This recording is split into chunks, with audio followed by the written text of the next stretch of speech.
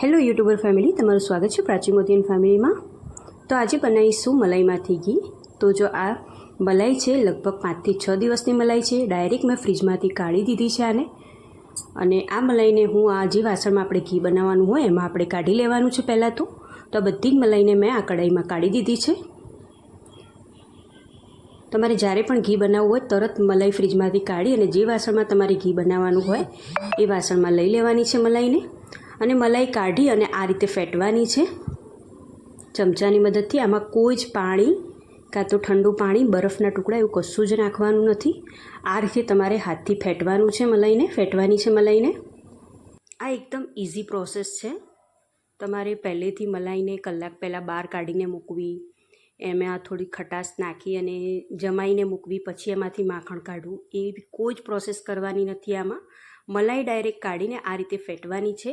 ફેટો એટલે આમાં કોઈપણ પ્રકારનું પાણી કે બરફ નાખવાનો નથી। જેમ જેમ તમે ફેટશો એમ એમાંથી દૂધ છૂટું પડતું જશે। આ ફેટતા લગભગ 5 થી 7 મિનિટ જ લાગશે, બહુ વધારે સમય નહીં લાગે। એક જ દિશામાં આપણે વ્યવસ્થિત ફેટીશું। જોઈ શકો છો તમે કે આમાંથી બધું દૂધ છૂટું પડવા લાગ્યું છે। હું બ્લેન્ડર કે મિક્સરનો ઉપયોગ કરતી નથી, આ રીતે હાથથી જ ફેટી દઉં છું અને સ્પીડમાં બની જાય છે ઘી આ રીતે। પણ બહુ વધારે મલાઈને ભેગી નહીં કરી રાખવાની, એટલે કે 15 દિવસની મલાઈ નહીં કરવાની, તમારે અઠવાડિયું થાય 5 થી 6 દિવસ થાય એટલે આ રીતે તમારે મલાઈમાંથી ઘી બનાવી દેવાનું। એટલે તમે ઘી બનાવશો એટલે એમાંથી વાસ પણ નહીં આવે જ્યારે તમે ઘી બનાવવા માટે મૂકશો એટલે। તો જો અમારેથી ફેટે જવાનું છે અને જે દૂધ છૂટું પડતું જશે એ આપણે એક વાસણમાં કાઢતા જઈશું।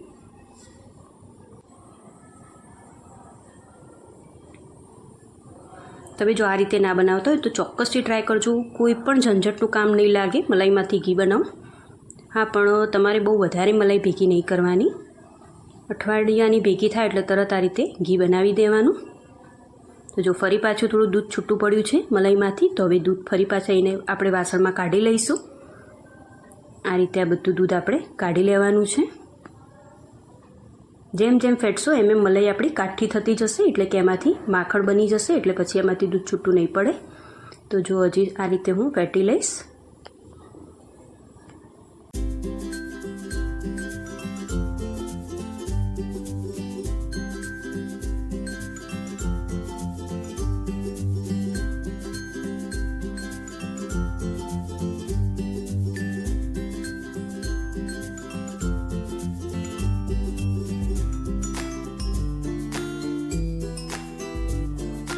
તો લાસ્ટમાં જો આટલું દૂધ નીકળ્યું છે એટલે હવે આ મલાઈ એટલે કે આ માખણ બનીને રેડી થઈ ગયું છે, સ્મૂથ બની ગઈ છે મલાઈ આપણી।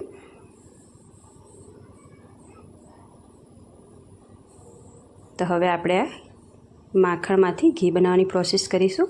હવે લાસ્ટમાં થોડુંક ઠંડુ પાણી નાખવાનું છે, બહુ વધારે નહીં, અડધો ગ્લાસ જેટલું એકદમ ઠંડુ પાણી તમારે નાખવાનું છે અને વ્યવસ્થિત આ રીતે હલાવી દેવાનું લાસ્ટમાં, એટલે કે માખણને ઠંડા પાણીથી આપણે ધોઈ દઈશું વ્યવસ્થિત અને આ રીતે હલાવી દઈશું।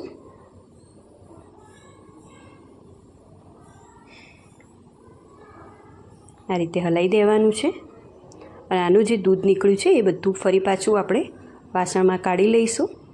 લાસ્ટમાં જ આ પ્રોસેસ કરવાની।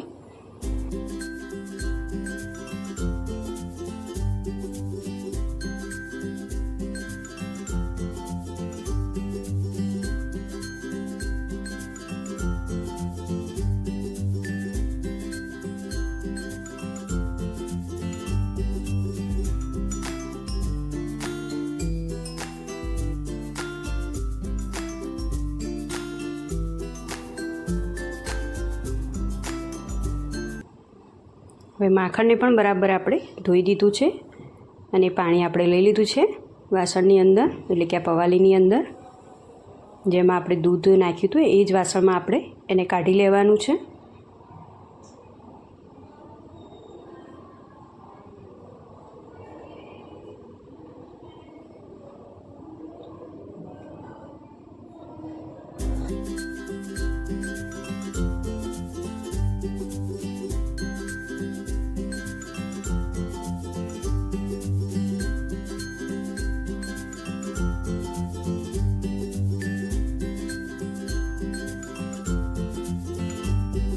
તો બનીને રેડી થઈ ગયું છે માખણ, તો એને ગેસ ઉપર મૂકી દઈશું એમાંથી ઘી બનાવવા માટે। અને આ સ્પીડમાં બની જશે ઘી, બહુ વાર પણ નહીં લાગે બહુ વધારે. હવે આ જે આપણે દૂધ કાઢ્યું છે એમાંથી આપણે દહીં બનાવવાનું છે, એટલે સાઈડમાં હમણાં રાખ્યું છે. પહેલાં આપણે ઘી બનાવી દઈએ આ રીતે. તો લગભગ માખણમાંથી ઘી બનતા લગભગ 5 થી 7 મિનિટ જેટલો સમય લાગશે, બહુ વધારે નહીં લાગે.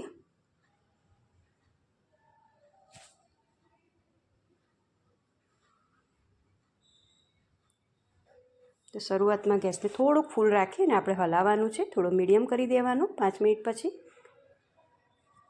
ને જોઈ શકો છો તમે ઘી છૂટું થવા લાગ્યું છે. તમારે એકદમ વ્હાઈટ ઘી ના પસંદ હોય તમને તો આમાં થોડીક હળદર નાખી દેવાની, ચપટી હળદર નાખી દેવાની, એટલે સહેજ પીળાશ પડતું ઘી લાગશે. અને જેમ તમને જો વ્હાઈટ એકદમ સફેદ ઘી પસંદ હોય તો નહીં નાખવાની હળદર. હવે ગેસને એકદમ ધીમો કરી દઈશું અને બસ આ ઘી બનીને રેડી છે. લગભગ છૂટું પડી ગયું છે માખણમાંથી ઘી. તો લાસ્ટમાં ઘી બની જાય એટલે આ રીતનો ઉભરો આવી જશે, એટલે ખ્યાલ આવી જ જશે કે ઘી બની ગયું છે. હવે હું ગેસ બંધ કરી દઈશ. હવે ઘી ઠંડુ પડે પછી જ આપણે જે વાસણમાં ઘી ભરતા હોય એને રેડી રાખવાનું. તો હું આ ગાણીથી ગળીને કાઢી દઈશ ઘીને.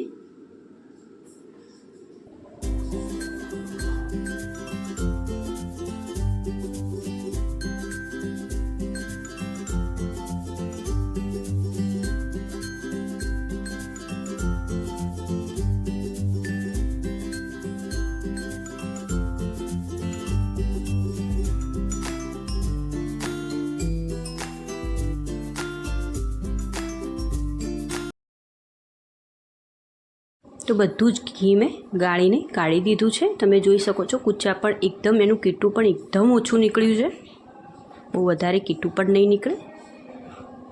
તો બસ જો આ ઘી બનીને રેડી છે. હવે આ કીટું છે આપણે જે વાસણમાં ઘી બનાવ્યું હતું એની અંદર ફરી આપણે નાખીશું અને આમાં 1 ગ્લાસ જેટલું આપણે પાણી નાખીશું અને ગેસ ઓન કરી દઈશું. હવે 1 ગ્લાસ જેટલું આપણે પાણી નાખીશું અને બરાબર ઉકાળીશું. કીટું સાથે પાણી અને કીટુંને બરાબર આપણે ઉકાળીશું. એક ઉભરો આવે ત્યાં સુધી આપણે એને ઉકાળવાનું છે આ પાણીને.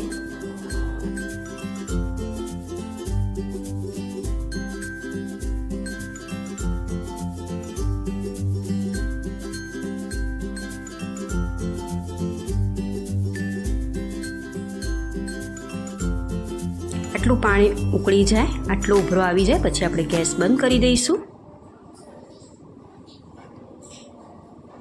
અને આ એક વાસણમાં આ પાણીને ગળી દઈશું. અને આ ગળેલા પાણીનો એટલે કે આ ઘીવાળા પાણીનો ઉપયોગ તમે કરી શકો છો રસોઈમાં. એટલે કે આમાંથી તમે રોટલીનો લોટ બાંધો તો આની અંદર એ લોટ બાંધો, એની અંદર આ પાણીનો ઉપયોગ કરી શકો છો. ભાખરી બનાવતો હોય તો એની અંદર આ ઉપયોગ કરી શકો છો. અમુક વસ્તુમાં તમે આનો ઉપયોગ કરી શકો છો, ભાખરી બનાવી શકો છો આ પાણીથી. એટલે બિલકુલ પણ વેસ્ટ નહીં જાય. માખણમાંથી આપણે જે ઘી બનાવીએ છીએ એના કૂચા બિલકુલ પણ વેસ્ટ નહીં જાય.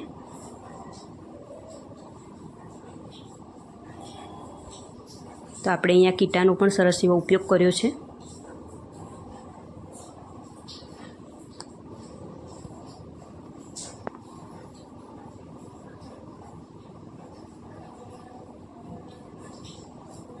તો કીટું પણ એકદમ થોડું જ નીકળ્યું છે.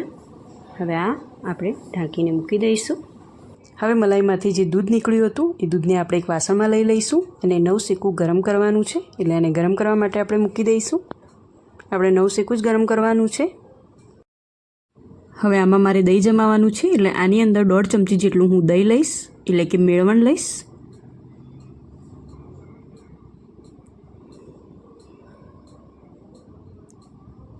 દૂધ ગરમ થઈ ગયું છે 9 સેકું, એટલે હવે ગેસ બંધ કરી દઈશ અને આ દૂધ આની અંદર હું નાખીશ દહીં જમાવવા માટે.